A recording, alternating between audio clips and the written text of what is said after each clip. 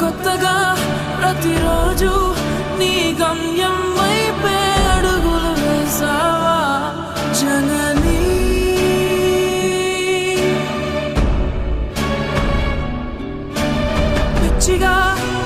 పిచ్చిగా ప్రతి నిమిషం ఆ గమ్యం నుంచే దూరం జరిగావా జననీ.